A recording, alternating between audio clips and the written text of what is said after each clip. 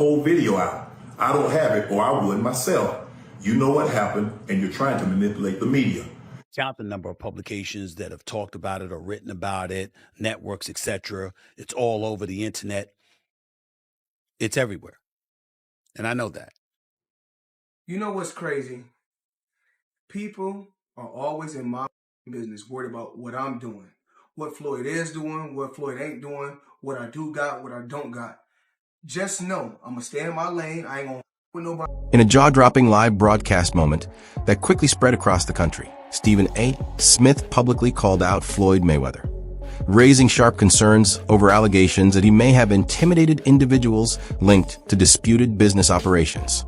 The outspoken ESPN personality, known for his fiery and unfiltered delivery, did not hold back as he denounced what he portrayed as alarming conduct inside the sports world, pointing to mounting claims that Mayweather allegedly used his influence and wealth to push back against critics tied to his enterprises. Smith issued a strong warning on air, saying the matter had crossed a serious line and that real accountability was now necessary. Floyd Mayweather, the highest paid athlete, not the highest paid boxer, the highest paid athlete in the world. I had the opportunity and pleasure to be around him for many years. I was his personal shopper. I was a personal friend of his family. One of my greatest memories of being just lucky enough to even be around that environment was watching him train. Watching Floyd Mayweather train is a masterclass in discipline. It is a masterclass in work ethic. It is a masterclass in this is how you execute and get stuff done. Every rep, he hits it hard. There's not one lazy rep. He does everything at such a high frequency, so elevated. I'm like, goodness gracious, watching this man train, it's like, that's how I want to train for life. I've been to the club with Floyd where we leave in the club 3, 4 in the morning and he's still going to hit his 6 miles. He'll have all the cars follow him and he's running down the Las Vegas Strip, down back streets. Stephen A.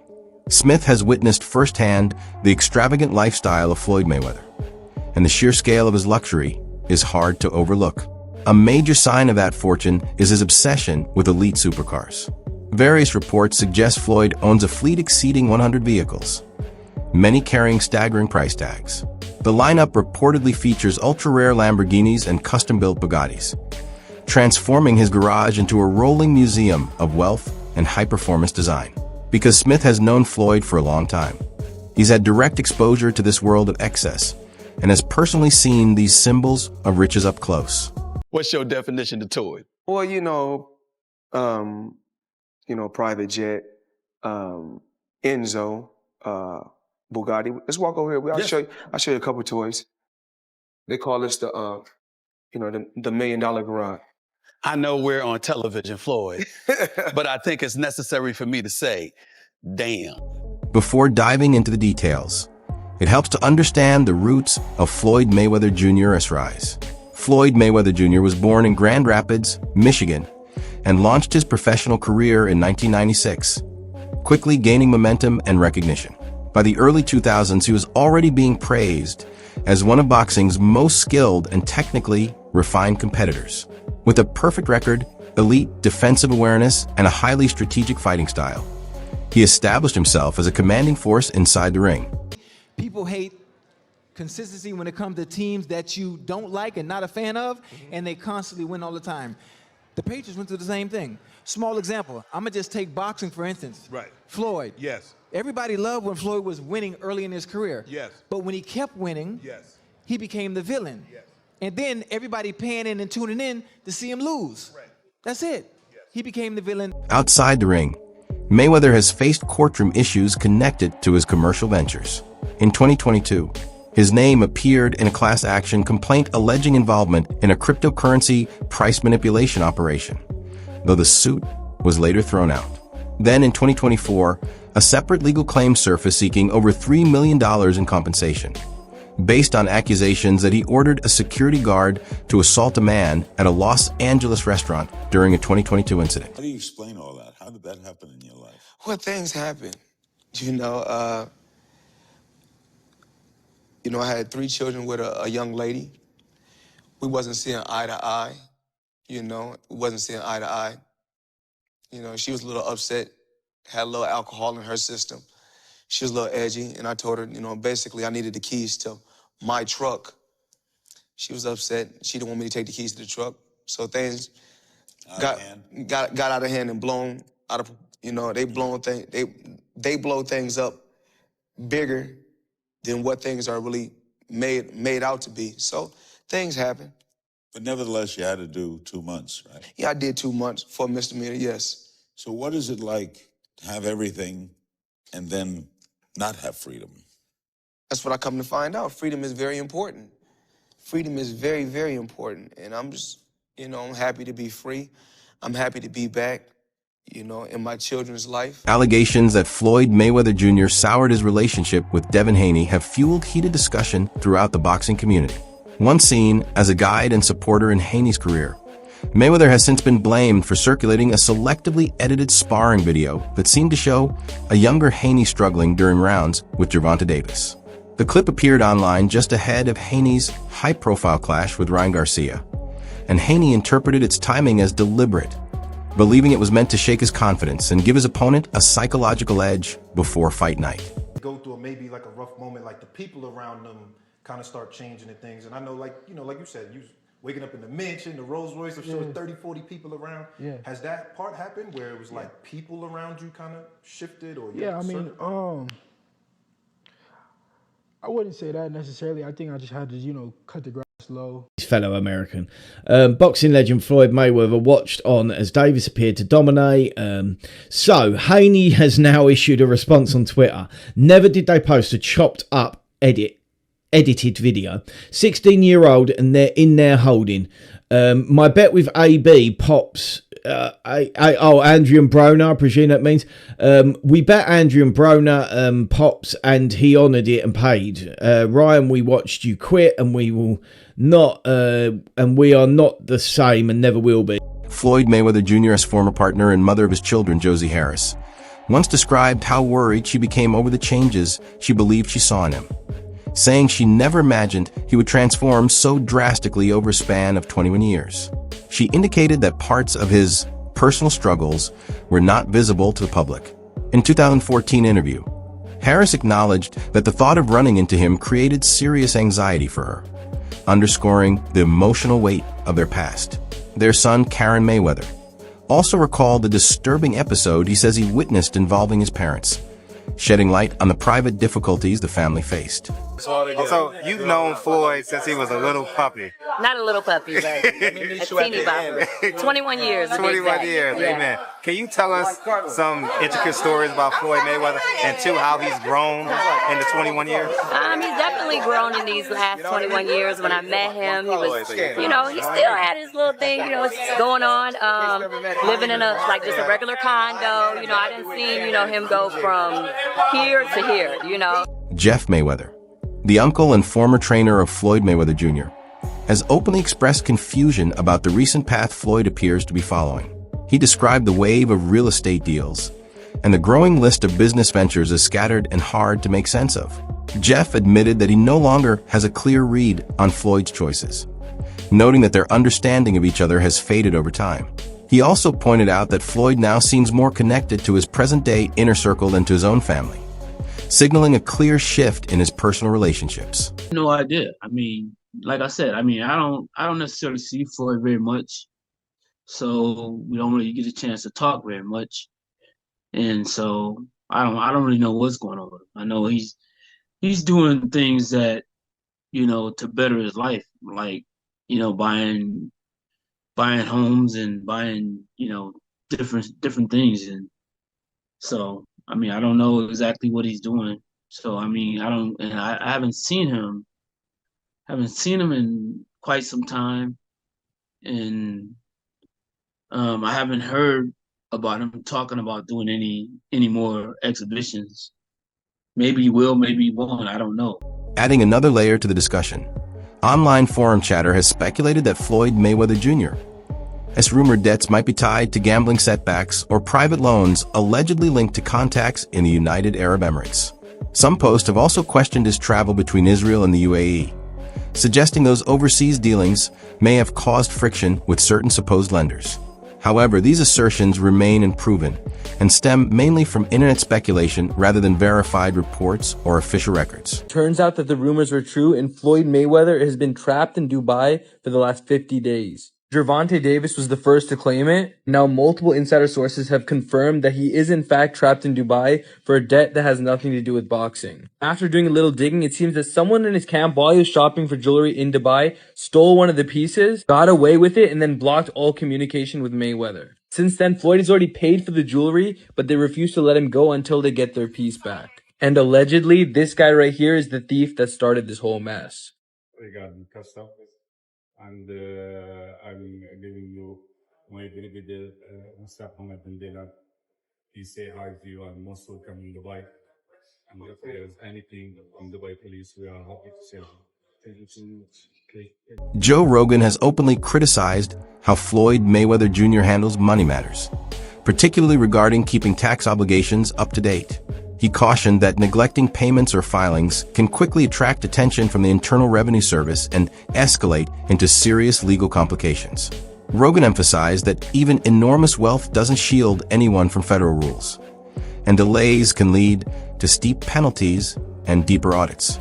His remarks highlight a simple takeaway: strict financial discipline matters, and overlooking tax responsibilities can create major consequences.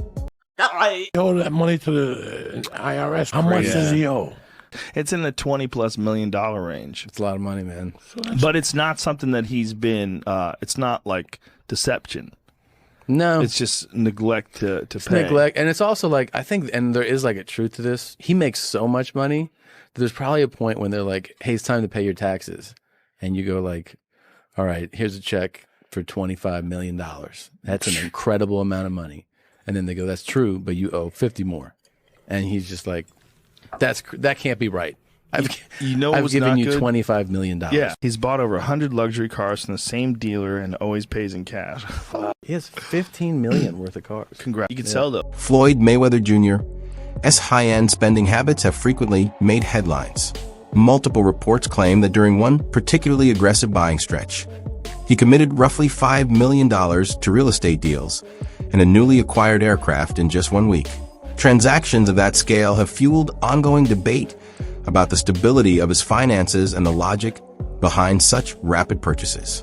Critics argue that moves like these seem geared more toward maintaining a larger-than-life public image than toward disciplined long-term financial strategy. Ocean of nostalgia, you know what I mean? Because seeing Floyd Mayweather with all this money and cars and clothes and hoes and yada, yada, yada, it just kind of reminded me. There was a small segment in that episode that stated that a lot of fighters believe in their immortality. You know what I mean? We've seen this before. So the question I ask, we have seen this movie before.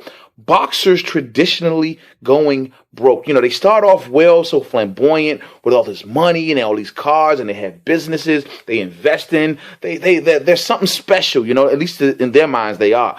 And then after either retirement or near retirement or after the fight game has left them, traditionally boxers go broke, ladies and gentlemen. And I'm not saying this is going to happen to Floyd Mayweather, but I swear on everything, man, I hope it doesn't happen to Floyd Mayweather, because Floyd Mayweather is going to go down in the halls of history, ladies and gentlemen, as possibly top 3 to top 5 to top 10 of all-time greats. I mean, depending on how you view Floyd Money Mayweather. But however, he is definitely the #1 boxer of my era, ladies and gentlemen, of my time on this earth of watching the sport of boxing. No one has the skill set of Floyd Money Mayweather. Carve it up, chop it up how you like.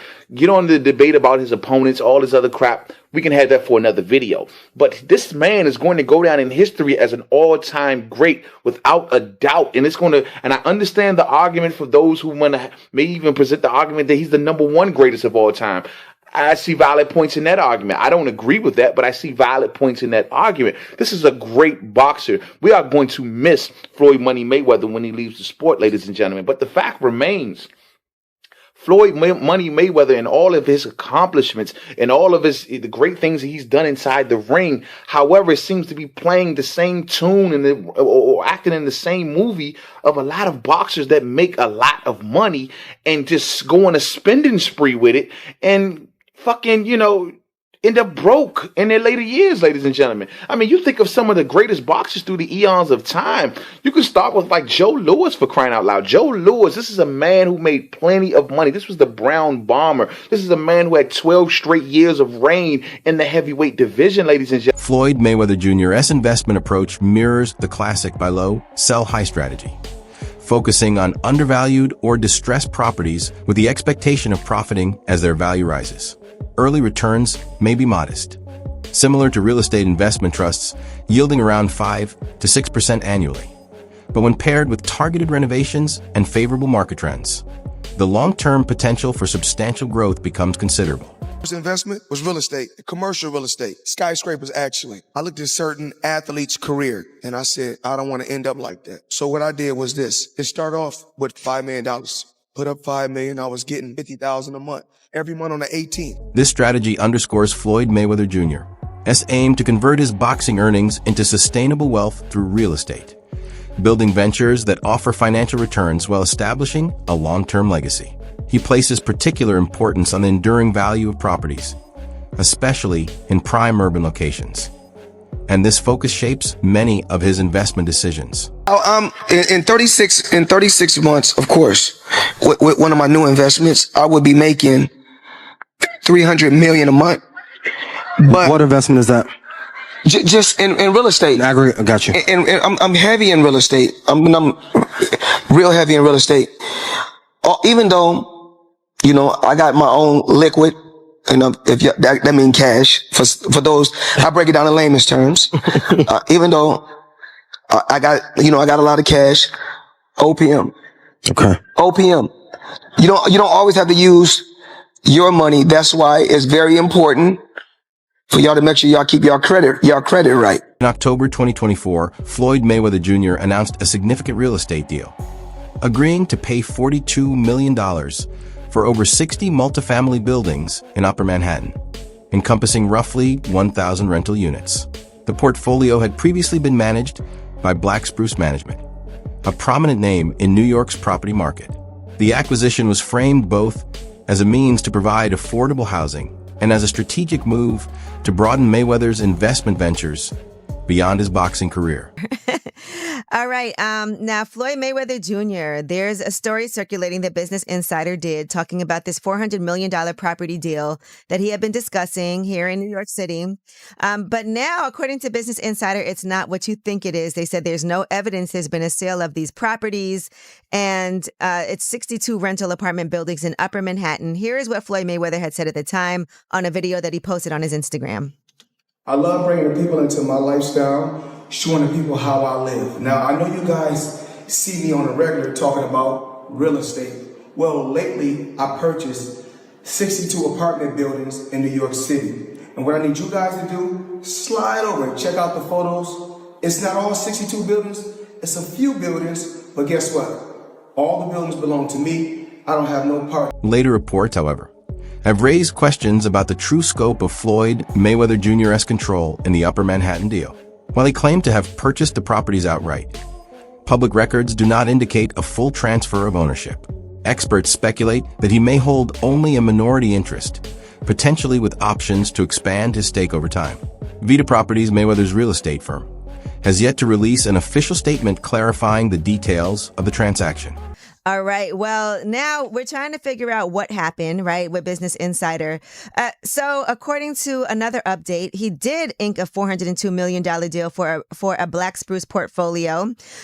When he said that it was all his and no one invested, he meant no one was funding his part of the investment but him.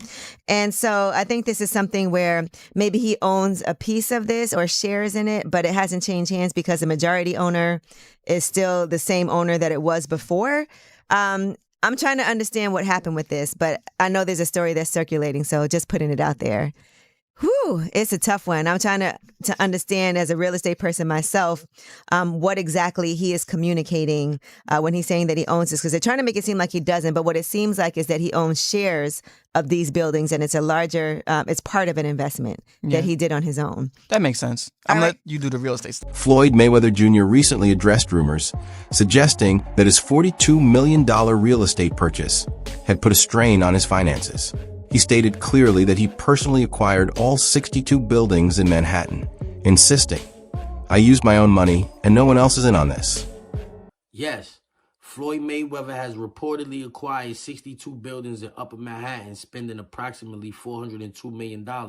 This substantial investment was made through his real estate firm, Vada Properties, and is intended to expand his portfolio in New York City real estate market.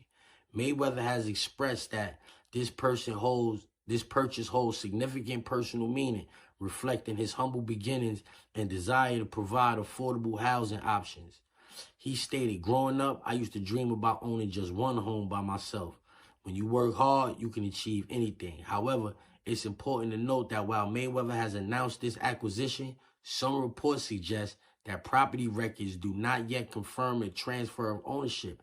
Experts speculate that he may have acquired a minority stake with options for future expansion rather than full ownership of all 62 buildings outright." In summary, Floyd Mayweather has publicly claimed to purchase 62 buildings in Upper Manhattan for $402 million, aiming to enhance affordable housing in the area. While these claims have been widely reported, Despite Floyd Mayweather Jr.'s public statements claiming full ownership of a $42 million real estate acquisition in Upper Manhattan, official records do not reflect a complete transfer of title. Analysts suggest he may currently hold only a minority interest, potentially with the option to expand his stake in the future. Furthermore, his firm, Vita Properties, has not provided any official details, leaving the precise extent of his involvement unclear. I hope the $402 million ain't left his bank account yet, then. I remember Floyd was on a talk show. I think 50 Cent posted that as well. And he said something like, you know, they say, if you know how much money you got, then you don't really got enough money. So they say, if you know how many buildings you got, then you ain't got enough buildings. ¿Cómo? Who told you that? I hope your real estate broker or investor, whoever handles this real estate, I hope they ain't tell you that.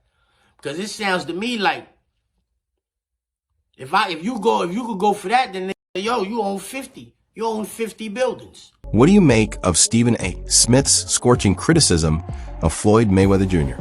Do you believe the claims of alleged blackmail hold any weight? Or is this overblown? Drop your thoughts in the comments below. Let's hear your take.